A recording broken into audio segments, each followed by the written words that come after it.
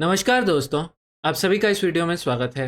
मेरा नाम है सक्षम शर्मा और आज हम 1857 का रिवोल्ट को डिस्कस करेंगे। तो ये जो 1857 का विद्रोह ये क्यों हुआ, इसके अंदर क्या क्या घटनाएं घटी और इसका परिणाम क्या निकला, ये सब आज हम इस वीडियो में देखने वाले हैं। तो चलिए स्टार्ट करते हैं। तो जैसे कोई भी विद्रोह होता है, वो ऐसा कभी नहीं आपको देखने को मिलेगा कि एक ही दिन में किसी को प्रॉब्लम हुई और अगले दिन वो रिवोल्ट पे उतर आए।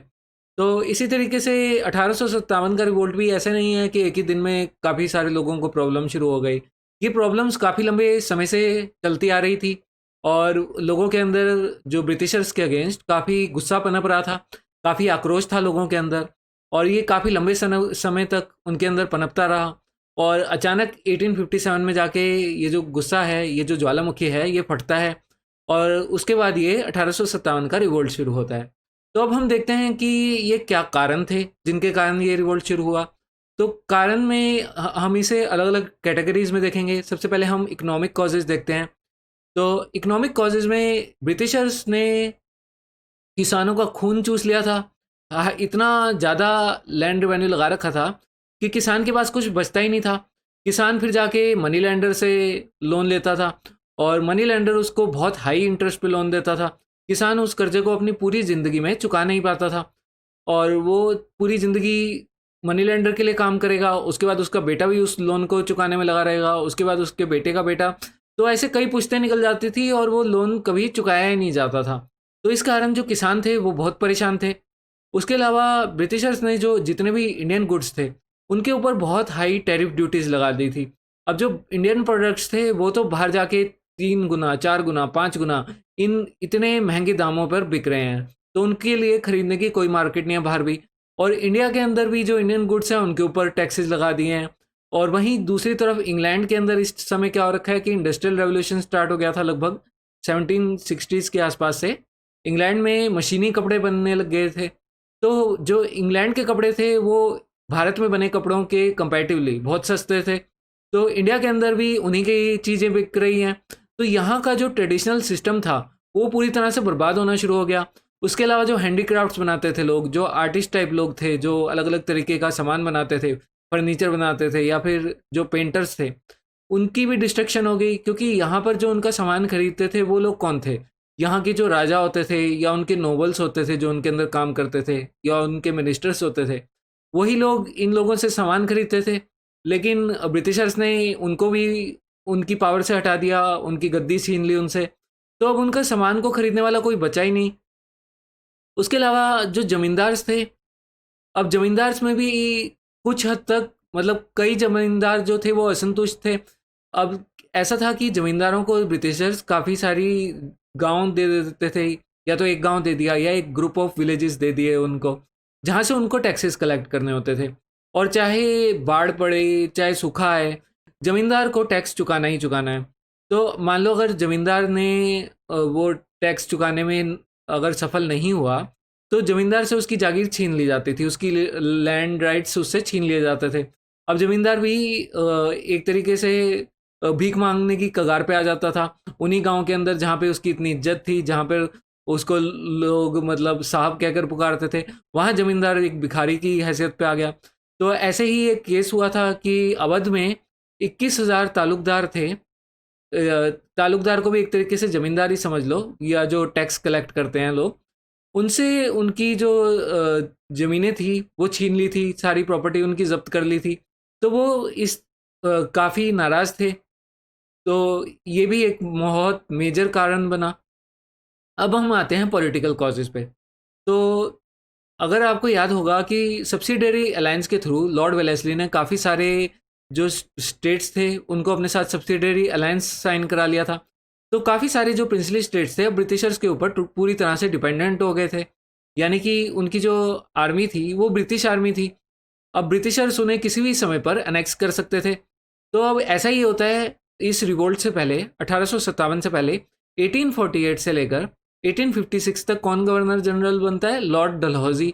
और लॉर्ड डलहौजी जो हैं वो चाहते हैं कि जितने ज़्यादा राज्य ब्रिटिश की डायरेक्ट कंट्रोल में लाए जा सके उतना ज़्यादा अच्छा है।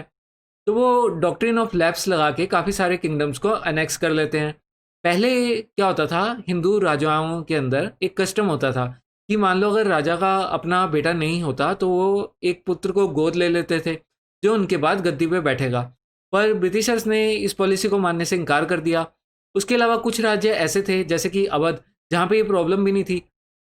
ये बेसिकली ब्रिटिशर्स इसे अपने राज्य के अंदर लेना चाहते थे किसी भी तरीके से, तो अवध के ऊपर मिस गवर्नेंस का चार्ज लगा के अवध को अनेक्स कर लिया।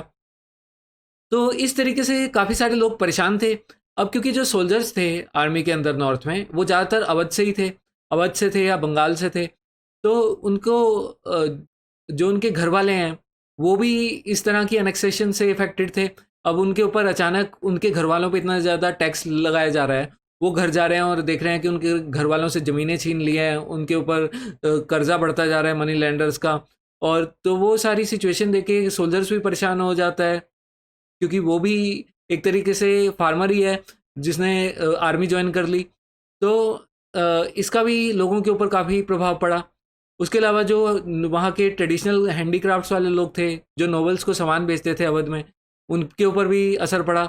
और नॉवेल्स के ऊपर तो फ़र्क पड़ना ही था क्योंकि उनके पास तो सैलरी सारी जो आती थी, अब तो ब्रिटिशर्स ने उनका जो टैक्स के थ्रू जो रेवेन्यू आता था वही छीन लिया। अब हम आते हैं सोशल और रिलीजियस कॉजेज़ पे। देखो, अब हमें ये चीज़ें ना उस समय के हिसाब से देखनी पड़ेंगी, क्योंकि आज के समय में हम देखें तो ये जो चीज़ें हैं हम उसे अलग नज़रिए से देखते हैं। पर उस समय के हिसाब से जैसे सती प्रथा थी, ये एक कस्टम था हिंदूज़ के अंदर, और इसे ब्रिटिशर्स ने बंद कर दिया। हालाँकि सती प्रथा को भी बंद करवाने में मेनली राजा राम मोहन रॉय का हाथ था, जो कि एक इंडियन थे।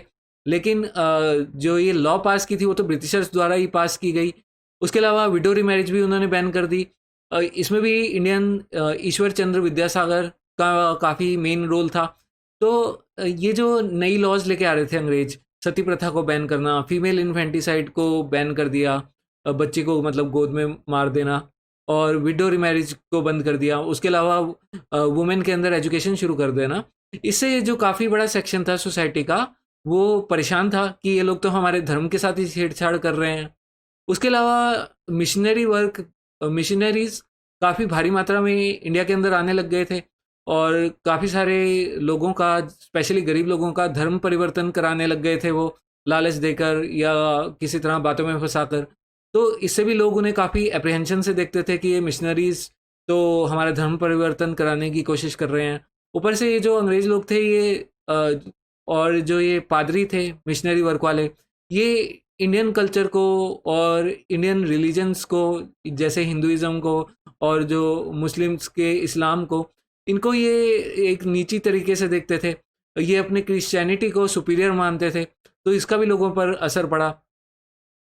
अब उस समय एक और मान्यता थी हिंदुओं के अंदर कि अगर तुम समुद्र को पार करोगे तो तुम्हारा धर्म जो है वो भ्रष्ट हो जाता है। तो ऐसी ही एक सिचुएशन आई कि बर्मा में, यानी कि म्यांमार में सैनिक भेजने थे, तो सैनिकों ने जाने से मना कर दिया क्योंकि उनका कहना था हमारा तो धर्म खराब हो रहा है। तो उसके बाद लॉर्ड कैनिंग क्या करते हैं, एक जनरल सर्विस एनलिस्टमेंट एक्ट लेके आए, जिसके तहत उन्होंने कंपलसरी कर दिया कि कोई भी सैनिक अगर ज्वाइन करेगा तो उसे समुद्र पे पार करने के लिए पहले से ही मतलब तैयार रहना पड़ेगा। तो इस कारण भी लोग परेशान थे कि ये तो हमारे धर्म के साथ ही छेड़छाड़ कर रहे हैं। अब हम आते हैं और भी जो कारण थे डिस्कंटेंट के आर्मी के। तो आर्मी के अंदर और भी कारण थे डिस्कंटेंट के, क्योंकि जो इंडियन सोल्जर्स थे उनको काफ़ी कम सैलरी दी जाती थी, उनके जो प्रमोशन के प्रोस्पेक्ट थे वो बहुत कम थे, उनको सूबेदार से ऊपर की पोस्ट नहीं दी जाती थी। और मान लो अगर कोई सोल्जर है और उसे 30 साल भी हो गए आर्मी के अंदर काम करते हुए, इतना लंबे समय से वो ब्रिटिश आर्मी के अंदर काम कर रहा है, उसकी सैलरी भी कुछ नहीं है, उसकी प्रमोशन भी कुछ नहीं हो पाई है, और एक जो नया नया अंग्रेज सोल्जर आ रहा है विदेश से, तो एक कोई इंग्लिश मैन आ रहा है, तो उसके उसको उसने उसे साहब कह के सल्यूट करना पड़ेगा। मतलब जो इंग्लिश सोल्जर अभी नया नया भर्ती हुआ है, वो भी इस 30 साल काम करते हुए सोल्जर से सुपीरियर ट्रीट किया जाएगा। तो जो इज्जत है वो उन्हें फील नहीं होती थी आर्मी के अंदर काम करते हुए कुछ भी। उसके अलावा एक और जो बड़ा कारण बना आर्मी के जवानों के अंदर डिस्कंटेंट का, वो था कि आर्मी के जवान जैसे बाहर जाके सर्विस दे रहे हैं, जैसे अफगानिस्तान कंट्री के अंदर सर्विस दे रहे हैं, या सिंध जो कि आजकल मॉडर्न डे पाकिस्तान में आता है, वहाँ पे जाके सर्विस कर रहे हैं, तो ये उनके घर से बहुत दूर जगहें थी। तो यहाँ पर काम करने के लिए उन्हें एक एक्स्ट्रा स्पेशल अलाउंस मिलता था, जिसे भत्ता कहा जाता था। तो ये जो फ़ॉरेन भत्ता था, ये एक स्पेशल अलायंस था जो सोल्जर्स को मिलता था, इंडियन सोल्जर्स को, और इसे भी कंपनी ने बंद कर दिया। तो इससे भी सोल्जर्स काफ़ी ज़्यादा परेशान थे। और एक और कारण जो मैं ऑलरेडी बता चुका हूँ कि अवध को अनेक्स कर लिया था, और जो काफ़ी सारे सोल्जर्स थे इस समय, जो कंपनी की आर्मी में सोल्जर्स थे उसमें से लगभग एक तिहाई से ज़्यादा सोल्जर्स अवध से ही थे।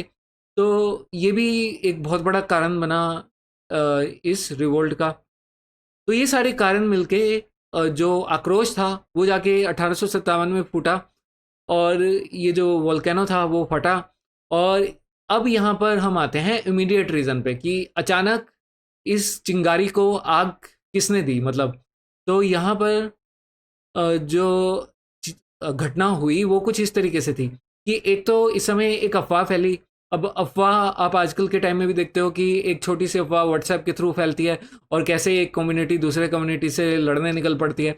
तो ऐसे ही उस समय एक अफवाह थी, फैली थी। अब ये सच थी झूठ थी किसी को पता नहीं, कि उस समय जो आटा आता था जो आर्मी के पास, जिससे उनकी चपातियाँ वगैरह बनती थी, उसमें ये अफवाह फैली कि उस आटे के अंदर जो एनिमल्स की बोन का डस्ट है वो मिलाया जा रहा है, जो जानवरों की हड्डियां हैं उसे पीसकर उस आटे में मिलाया जा रहा है। एक तो अफवाह ये फैली। दूसरा, 1857 के शुरू में न्यू ईयर पे एक नई राइफल अंग्रेजों ने इंडिया के अंदर इंट्रोड्यूस की। इस राइफल का नाम था एनफील्ड राइफल। ये पिछली जो राइफल वो यूज़ करते थे उससे काफ़ी ज़्यादा सुपीरियर थी। लेकिन इस राइफल की जो कार्ट्रिज थी, इस कार्ट्रिज को यूज़ करने से पहले इसे दांतों से काटना पड़ता था। और जब इसे दांतों से काटते थे तो इसके अंदर एक ग्रीस लगा हुआ था, और ये जो ग्रीस था ये काओ या पिग के फैट से बना होता था। तो यहाँ पर जो सेपोइस थे वो ज़्यादातर हिंदू और मुस्लिम ही थे। उन्होंने कहा ये तो हमारा धर्म भ्रष्ट कर रहे हैं, ये तो मतलब हद ही कर दी इन्होंने, क्योंकि जो गायें थी वो हिंदुओं के लिए पवित्र थी, और पिग को खाना मुस्लिम्स के लिए टैबू होता है।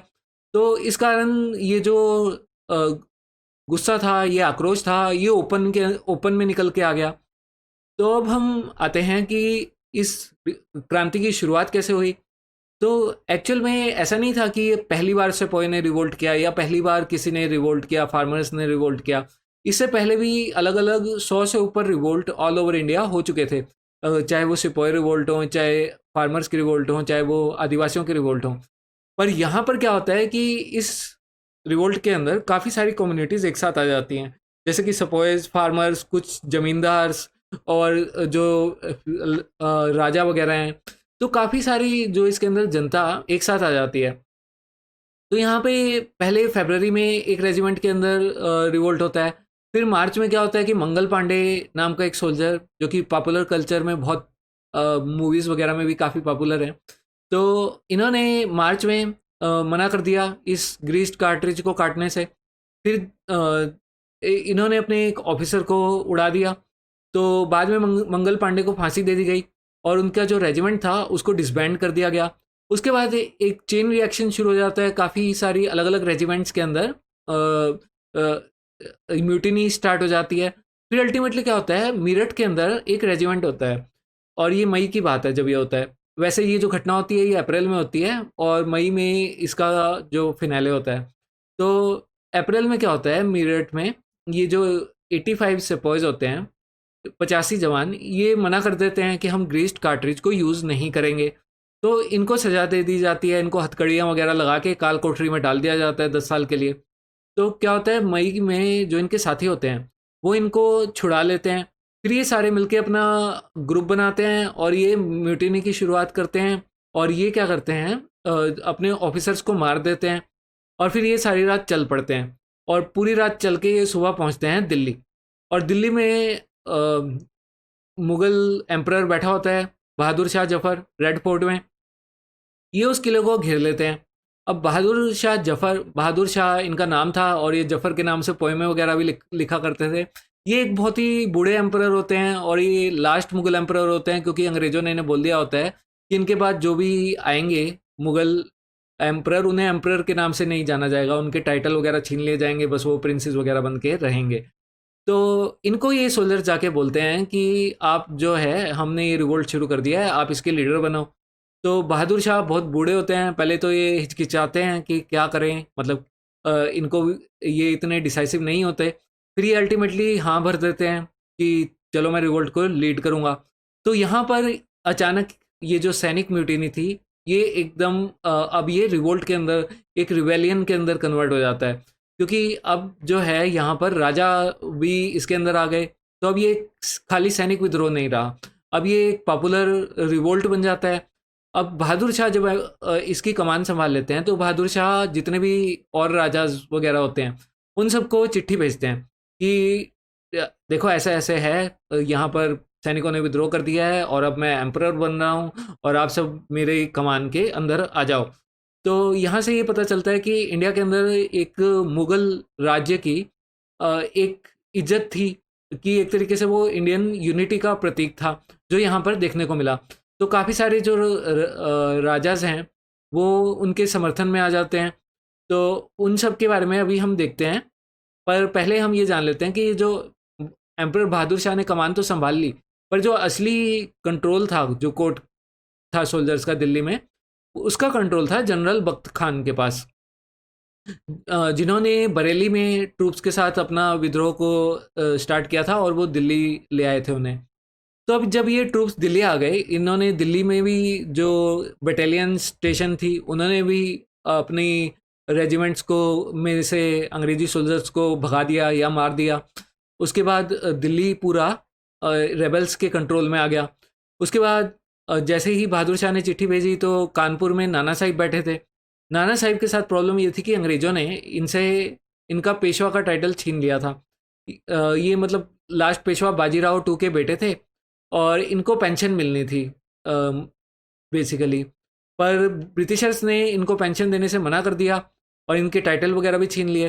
तो नाना साहिब ब्रिटिशर्स से नाराज़ थे, तो नाना साहिब ने भी अपने आप को पेशवा डिक्लेयर कर दिया। जैसे ही उन्होंने बात सुनी, बहादुर शाह की चिट्ठी मिली उन्हें, और उन्होंने अपने आप को बहादुर शाह का गवर्नर डिक्लेयर कर दिया। उसके अलावा लखनऊ में बेगम ऑफ अवध के नाम से ये बेगम हजरत महल थी, जिन्होंने इस रिवोल्ट को लीड किया। उनका भी, उनके साथ भी एक एनेक्सेशन वाला प्रॉब्लम हुआ था। उनका जो बेटा था ब्रिजिस कादिर, उसे नवाब ऑफ अवध उन्होंने डिक्लेयर किया और उन्होंने इस रिवोल्ट को लीड किया लखनऊ में। फिर हम आते हैं रानी ऑफ झांसी। झांसी की रानी बहुत फेमस है, आपने नाम सुना ही होगा इनका। तो झांसी की रानी से भी के साथ भी यही प्रॉब्लम हुई थी कि उनके हस्बैंड थे गंगाधर राव, जो उनसे एज में बहुत बड़े थे। पर जब गंगाधर राव की डेथ हो गई, उसके बाद ब्रिटिशर्स ने उनका स्टेट एनेक्स कर लिया था और फिर झांसी की रानी ने बोला था कि मैं झांसी नहीं दूंगी ब्रिटिशर्स को। तो यहाँ पर भी ऐसा होता है कि यहाँ पर इनके पास सपोज पहुँच जाते हैं और उनसे कहते हैं कि आप रिवोल्ट का जो पदभार है संभालिए। तो झांसी की रानी भी इस रिवोल्ट को लीड करने को तैयार हो जाती हैं और ये बहुत ही एक अहम भूमिका निभाती हैं। और इनके साथ आके मिल जाता है तात्या टोपे। तो ये तात्या टोपे जो था, ये एक्चुअल में नाना साहिब का साथी था। तो ये झांसी की रानी की मदद करने के लिए ग्वालियर आ जाता है और ये झांसी में तो एक्चुअली क्योंकि रानी ऑफ झांसी से उनका राज्य छीन लिया गया था, तो झांसी की रानी भी तात्या टोपे के साथ ग्वालियर आती है और वहाँ से ये जो ट्रूप्स हैं वहाँ पर आए होते हैं म्यूटिनी करके, उनको लीड करती हैं। और एक और जो इम्पोर्टेंट करेक्टर था वो यहाँ पर वो थे कुंवर सिंह। कुंवर सिंह एक जमींदार थे एक बहुत बड़े एरिया के, जगदीशपुर में। और इनके साथ ये हुआ था कि इनसे इनकी ज़मीनें छीन ली थी अंग्रेज़ों ने, तो ये भी बहुत नाराज़ थे। तो इन्होंने भी इस रिवोल्ट के अंदर जिम्मेदारी संभाली और इस रिवोल्ट को लीड किया। तो यहाँ पर रिजल्ट क्या निकला? अल्टीमेटली हुआ ये कि सितंबर 1857 में ही ब्रिटिशर्स ने दिल्ली पर दोबारा कब्जा कर लिया था और बहादुर शाह को पकड़ लिया। और बहादुर शाह के सामने ही उनके जो दो बेटे थे जिन्होंने आगे गद्दी संभालनी थी, उनको सरेआम लोगों के सामने गोली से उड़ा दिया और बहादुर शाह को जेल करके रंगून भेज दिया।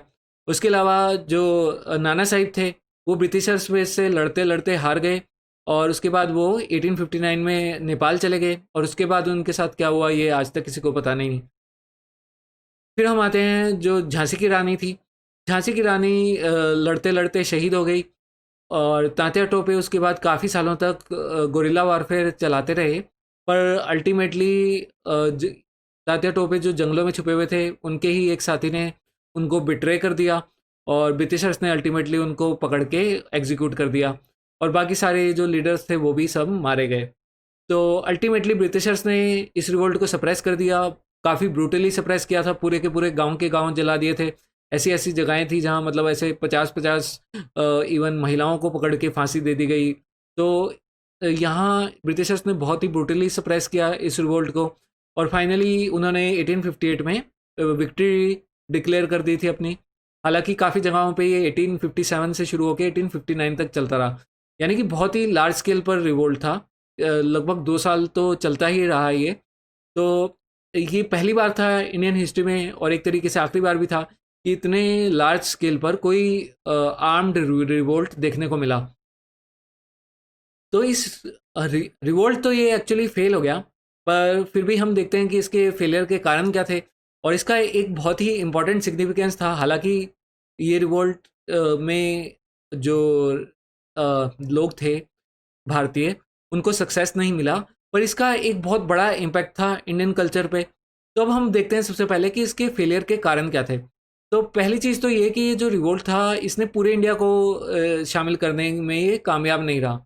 इसके कई कारण थे। एक्चुअली क्या था कि इससे पहले काफ़ी सारी जगहों पे अलग अलग, मैंने बताया जैसे 100 से भी ऊपर अलग अलग जगहों पे ऑलरेडी क्रांतियाँ हो चुकी थी।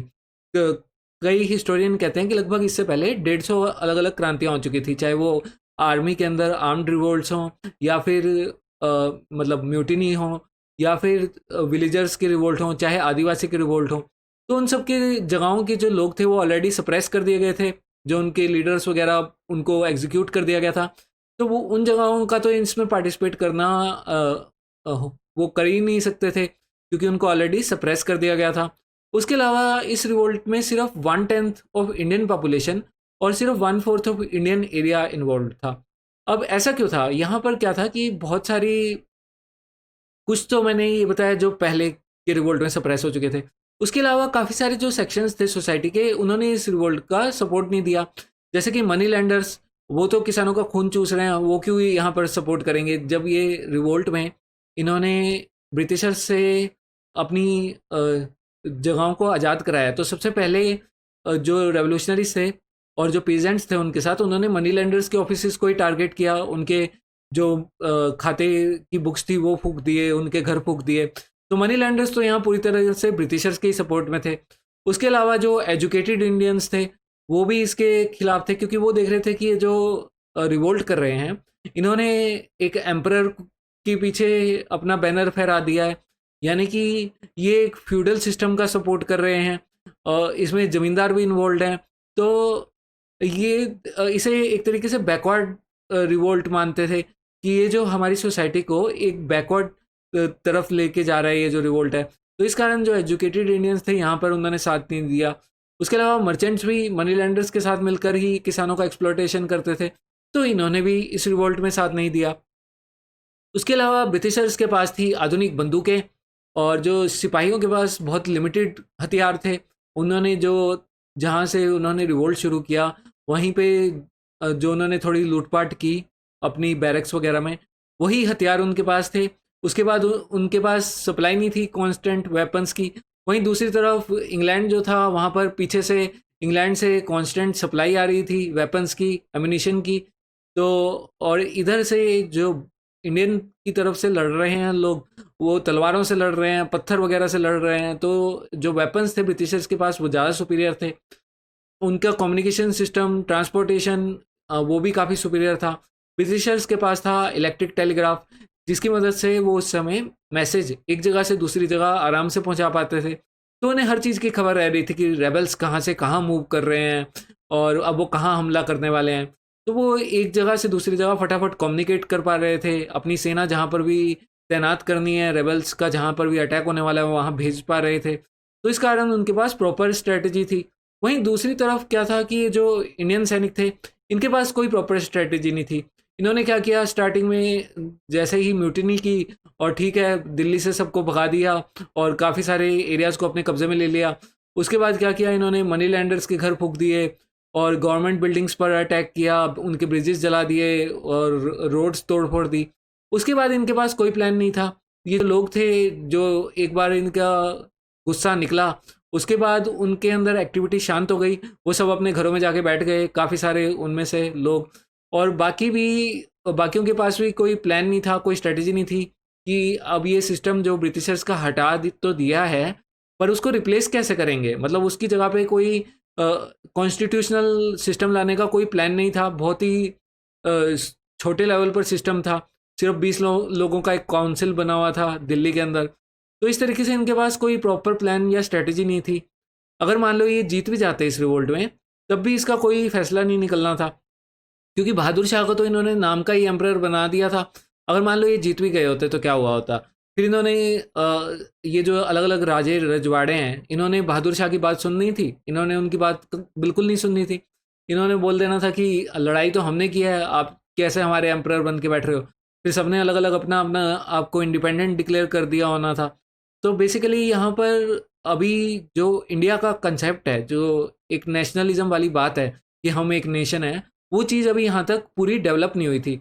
हाँ, ये कह सकते हैं कि यहाँ से ये चीज़ डेवलप होनी स्टार्ट हो गई थी कि हम एक हम यहाँ के लोग हैं, हम अलग हैं, हमारा ये एक्सप्लॉयटेशन कर रहे हैं ब्रिटिशर्स, ये बाहर से आए हैं, ये एलियन है। तो ये जो कंसेप्ट है, इसको एक तरीके से कह सकते हैं कि 1857 के विद्रोह के समय से ही ये डेवलप होना स्टार्ट हुआ। तो ये इसका एक मेजर सिग्निफिकेंस था, बहुत मेजर सिग्निफिकेंस था इसका। इसके बाद से ब्रिटिशर्स को आउटसाइडर की नज़रिए से देखना स्टार्ट हो गए लोग जो थे। और इसके काफ़ी सालों बाद एक वी.डी. सावरकर की किताब आती है, 50-60 साल बाद। और वी.डी. सावरकर उसमें इसे first Indian war of independence बोलते हैं।